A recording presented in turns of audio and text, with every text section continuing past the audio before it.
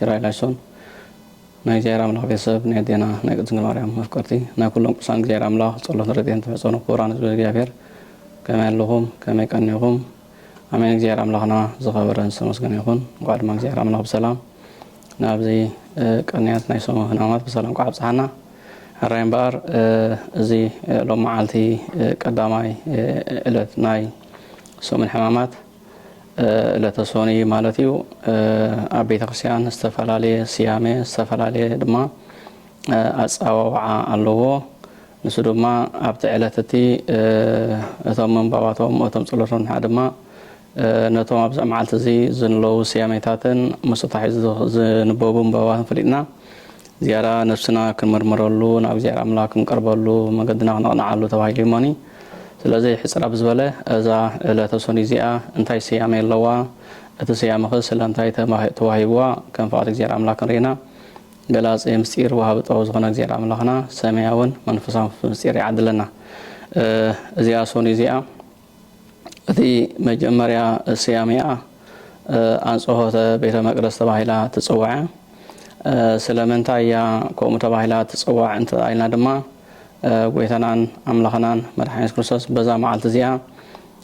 ልክዕ ከምቲ ኣብ ምኩራብ ዝመሃር ትምህርቲ ናብ ቤተ መቅደስ ኣትዩ ነቶም ኣብኡ ኮይኖም ዝሸጡን ዝለዋውጡን ዝነበሩ ሰደቆኦም ከም ዝገምጠለን ካብ ቤተ መቅደስ ድማ ብጭውራፍ ከም ዝባረሮምን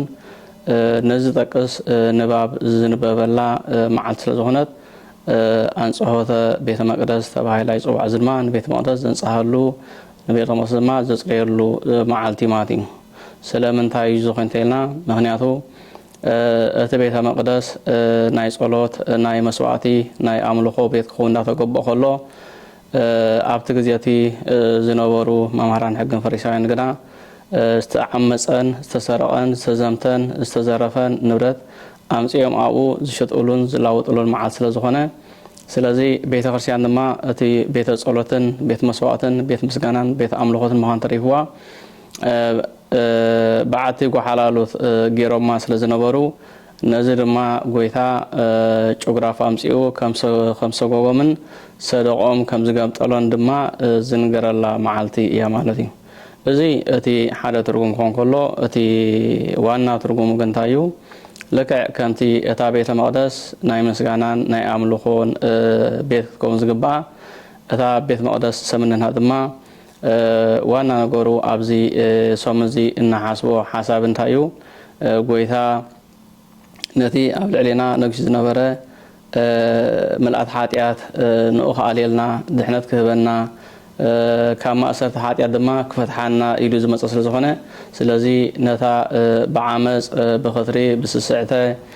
ብዝሙት ብኩሉ ዓይነት ሓጢኣት መሊኣ ዝነበረ ቤት ምስጋና ቤት ጸሎት ቤት ሃይማኖት ትኮን ዝግባእ ሰብነትና ብሓጢኣት መሊኣ ተባላሻ ረሲሓ ምስ ረኸባ ደጊም ኣብኣ ሓጢኣት ከይስልጠን ከምቲ እግዚኣብሔር ኣምላኽ ብመልክዑን ብምስሉን ናቱ ቤት መቅደስ ናቱ ድንኳን ገይሩ ዝፈጥራ ድማ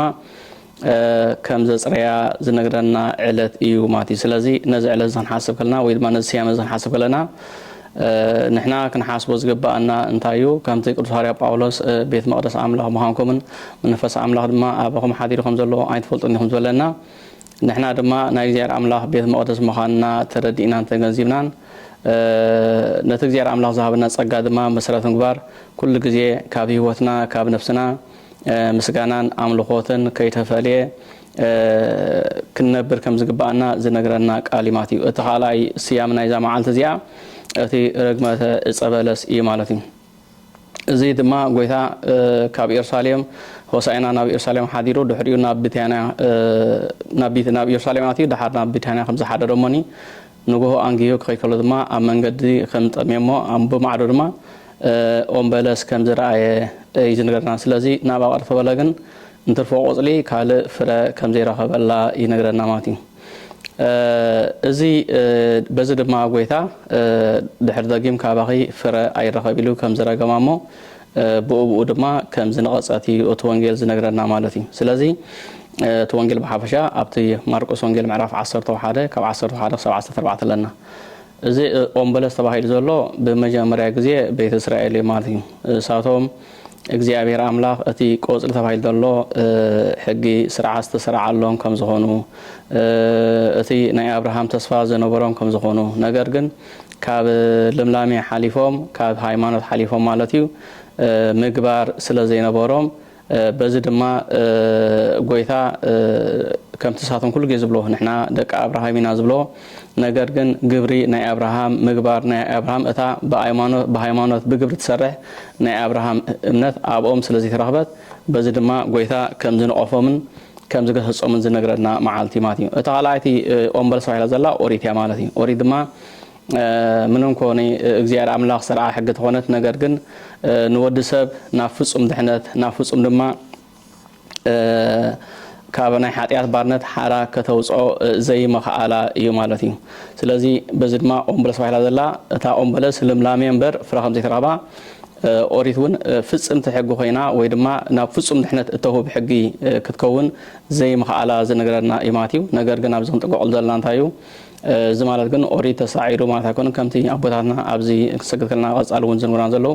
ጎይታ ንኦሪት ነቢያትን ክፍጽም እምበር ክስዕር ከም ዘይመፀ ግን ናይ ኩሉ ግዜ ናይ ቤተክርስትያን ትምህርቲ ከም ዝኾነ ብዓብዪ ድማ ኣብቲ ማቴዎስ ወንጌል ምዕራፍ 5 ዘሎ ክንሪኦን ንኽእል ኢና ማለት እዩ። እቲ ካልእ ኦም በለስ ኢልዋ ዘሎ ንሓጢያት ማለት እዩ። ስለምንታይ እዩ ከምኡ ኢልዋ እንተኢልና ድማ በለስ ቆፅሉ ገፊሕ ከም ዝኾነ ሓጢያት ድማ ኣብዚ ምድሪ እዚ ኣብዚ ዓለም እዚ ሰፊሓን መሊኣን ገዚኣን